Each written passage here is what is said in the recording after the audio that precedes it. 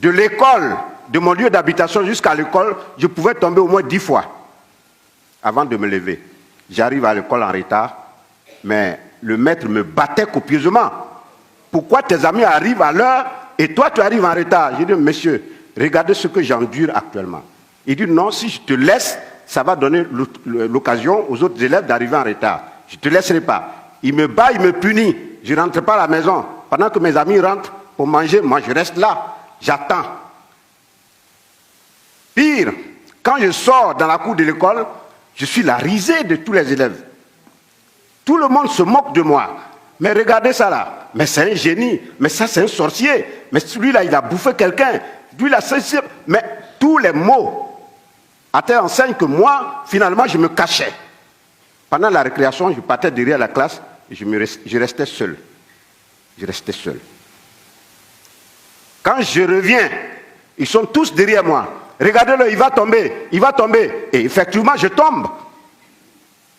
Mais il y a quelqu'un qui disait, la force d'un homme, ce n'est pas de ne jamais tomber, mais c'est de se relever une fois qu'on tombe. Et je puisais cette force en moi. J'avais cette force de me relever et de continuer le combat.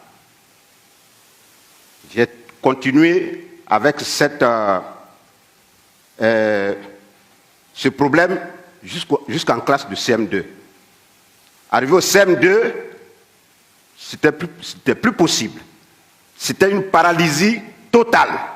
Alors, mais je vous dis, paralysie totale. C'est-à-dire, quand je suis couché, il faut même quelqu'un pour pouvoir me faire relever, pour me faire asseoir.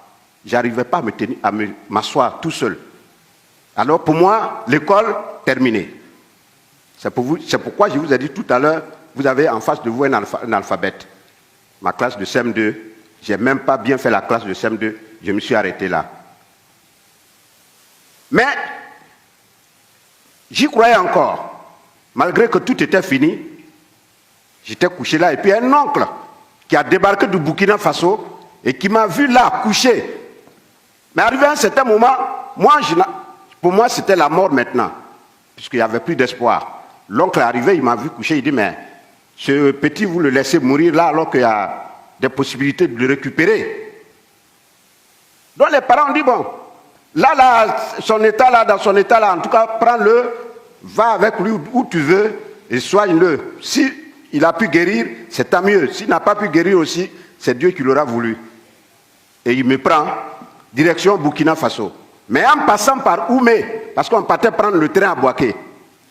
Donc, arrivé à Oumé, à la gare routière, il me dit, bon, attends-moi là, je vais voir un de tes oncles quelque part dans un village là, je reviens te récupérer et puis on continue. Je dis, mais pourquoi je ne vais pas avec toi?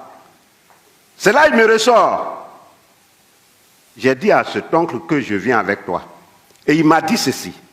Arrivé à Oumé, laisse le petit là-bas, parce qu'avec la forme qu'il a, de façon il est là, si tu viens avec lui ici, mes voisins vont se moquer de moi.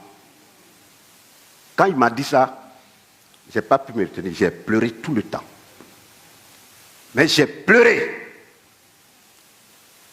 Quand il est revenu, il m'a trouvé les yeux enflés, complètement tuméfiés. On a continué. Mais je me suis dit quoi? Dieu existe. Il n'existe pas pour une seule personne, pour tout le monde, autant que nous sommes sur cette terre. Là où je vais, mon seul objectif, c'est de guérir et revenir. Si je guéris et que je reviens, je me battrai contre vents et marées pour réussir dans la vie. Et cet oncle, il verra. Dieu merci. On continue sur le Burkina Faso. 3 ans de traitement dans un village. 3 ans de traitement dans un village.